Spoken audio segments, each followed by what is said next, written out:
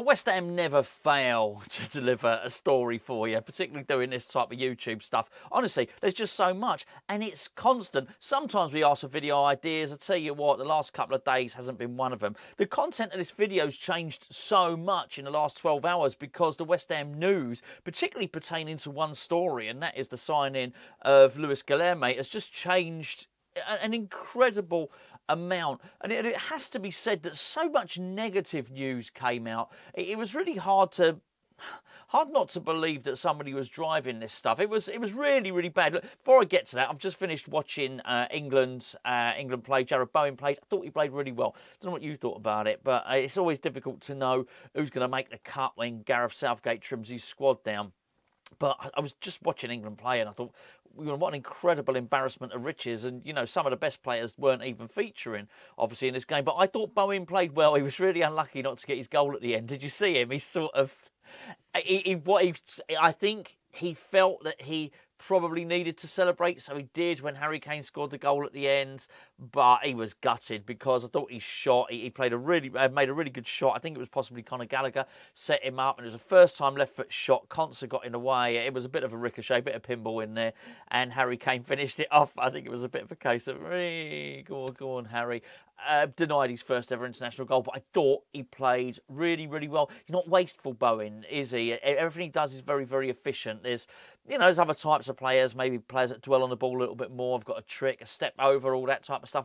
Bowen's not that. Bowen does what he needs to do very, very quickly and very efficiently. And I tell you what, at West Ham, we're incredibly lucky to have him as a player. Let's get back to this Guilherme stuff. So yesterday I did a video saying that Tim Steidten was in a really good position now. He'd been patient. He'd seen off David Moyes. Now Steidten was in charge. He was able to go and scout in Brazil, get the job done, and so on and so forth. I was full of praise for Tim Steidten and his patience and perseverance.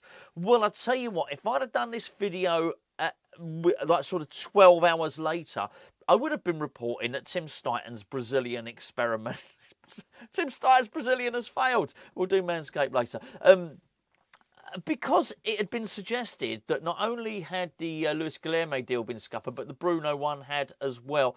That the Bruno one's slightly different, but to the early version of the news, there was those two players had been basically enticed to go and play in the Saudi Pro League, right? That they'd scuppered West Ham, that they'd blown our bid out of the water.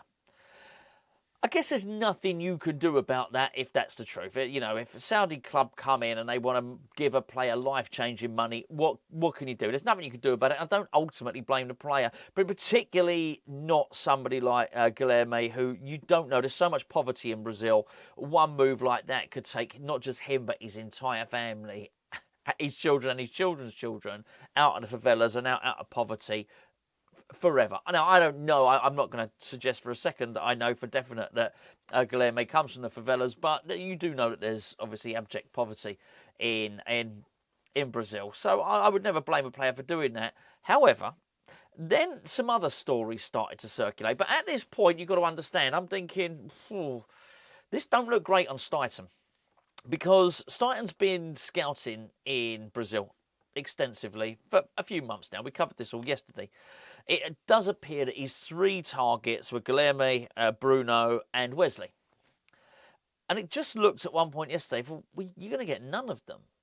And I think if you sort of factor in what happened in January, and what did happen in January is he highlighted Ibrahim Osman,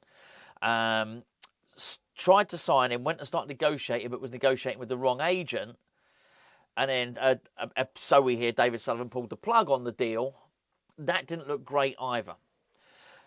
So you factor in what we found out early yesterday, that Tim Steidten was sort of going to miss out on transfer targets again. It did not look good. And you can imagine there was a lot of anger. There was a lot of people very, very upset. I can't be angry with any of this stuff myself. By the way, the story is going to change. I'm sure you already know the news by now. The narrative changed throughout the day. But as you know, I find it hard to get... I didn't get overly excited at the prospect of Guilherme because I just haven't seen him play football. By the same token, when I heard we missed out, I wasn't overly disappointed either. And just, I was far more bothered that we missed out on Cole Palmer, for example, because I know that so much more about him. Also, I think the other thing is, it's really important to understand that. I think the international transfer window possibly doesn't open until the 1st of July. I might be wrong. But I think the transfer window doesn't open for another month. So to miss out on a player now, well, we couldn't even technically sign a player now. So you can't sign anyone that you think you might have an agreement with now. You could lose anyway. So I wasn't too bothered about it. But I thought from Steidten's perspective, it didn't look good. This did not look good at all. So then the news changed again. But then it was a case of, and I think it was the website called HITC. I might have that wrong. Don't quote me on that. But they ran an article which said that West Ham had actually pulled the plug on a Guilherme deal because David Sullivan had basically come in and said, no, it's too much of a risk, he's too expensive. Sound like me the other day, didn't he? And he basically pulled the plug. He completely undermined Tim Steidten. Off the back of that, you start to read a load of reports that Tim Steidten's now frustrated at West Ham and he wants to leave. I'm going to fast forward a little bit more to probably about, I don't know, about 6 o'clock yesterday evening, 7 o'clock last night. Then I believe it was West Ham's Own run an article which said that West Ham are on the cusp or considering, I don't want to say on the cusp, maybe they didn't say on the cusp, but they were considering sacking Tim Steidten. So negative news, right? We miss out on the players because we won't pay them enough because they're going to the Saudi Pro League. Then Sullivan pulls the plug and he's undermined Tim Steidten. Then Tim Steidten's going to walk out on West Ham and then West Ham are going to sack Tim Steidten. Fortunately, a little bit of calm came to the surface of all this because, understandably, the club were a little bit annoyed that so much negative press, all these negative stories all came out at once, and they were keen to put the record straight. So they told anybody that was willing to listen, oh, hold on a second, we're still in negotiations with this player. And one thing I thought was really, really good was that Sullivan came out and very much let it be known that, hold on, this is Guilherme's pick. Guilherme is Steidten's pick. We have full faith in Tim Steidten. He has the full trust of the board and the club. And again, they were at pains to really stress that both Steidten, Lopetegui and Mark Noble had all been working really, really closely together at the club. So it was weird, really weird that you had this sort of four-pronged attack of sort of negative press around West Ham. It's not the first time we've seen this stuff happen. I cast your mind back to the start of the last transfer window. We had loads of it. It originated around Alex Scott stuff, and there was a lot of stuff happening. And then we had all this stuff about Tim Steidten. He was going to walk out towards the end and leave West Ham.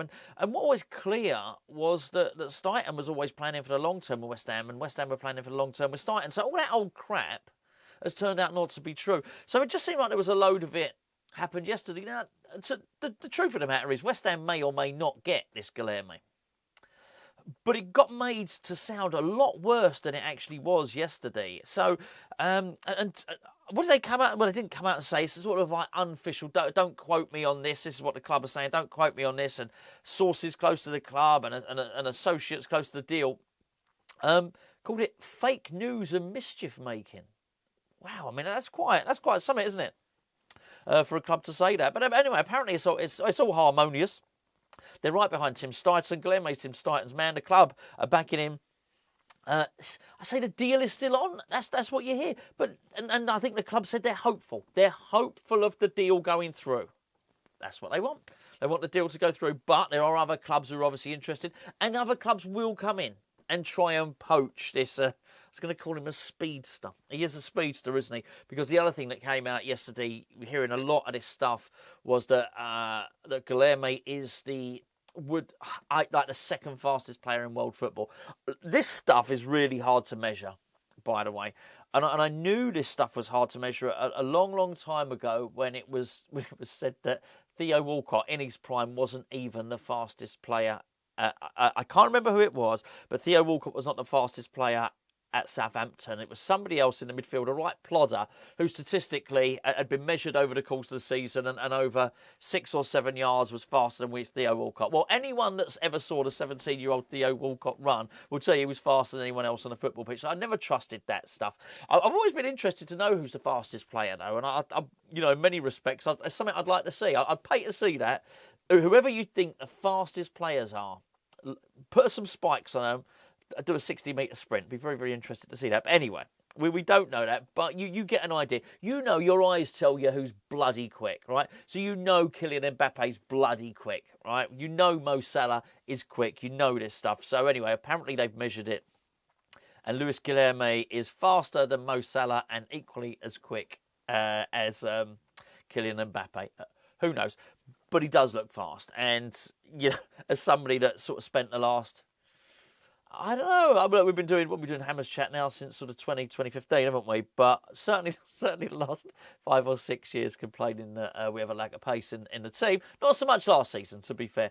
But yeah, that would certainly sort it out, getting somebody as fast as that. So look, really, really interesting. The deal is not dead, and that's what I'm going with now. But there's a long way to go. We are not in transfer window time. We're in summer holiday time. And look, at Hammers Chat, this is our job. We're going to talk about this stuff. When there's stories, we're going to talk about it. But I think it's really important. I didn't want to come on here today and start doing everything negative and the club's in crisis. This is what was being said yesterday, the club's in crisis. I don't think it is. I think we're making early bids before the transfer windows are even started. And I guess this is the nature of doing things early when we haven't traditionally done this stuff, have we? We haven't traditionally done this stuff early. And we get it done late in the transfer window. So I guess by trying to do our business before the window actually opens, which is what we should be doing, we're going to get this disappointment. We're going to get this sort of discussion. But anyway, that's fine. Just before I go, can I please point you in the direction of our Patreon channel? Yes, our Patreon. That is our third Hammers Chat channel. We are not stopping. There's going to be loads of additional content over on Patreon throughout the summer. In fact, myself and Gia are about to record a couple of podcasts later on this week. We're revamping it. We're keeping all the old good stuff, but there's going to be some new stuff happening as well. Patreon is a great way for, I'll turn it to Jonathan Wass then, is a great way for you guys to support Hammers Chat and allow us to upload daily on this channel and over on the main Hammers Chat channel. And what we give you in return is a whole bunch of other content, discounts online store, entry into ticketing competitions. We give away a lot of stuff, signed shirts, dirty shirts. They're the match worn ones as well. We give away a lot of stuff over on Patreon. We've got the Anton Ferdinand podcast. We have got player interviews. We've got former player interviews, interviews with managers, interviews with scouts, interviews with referees,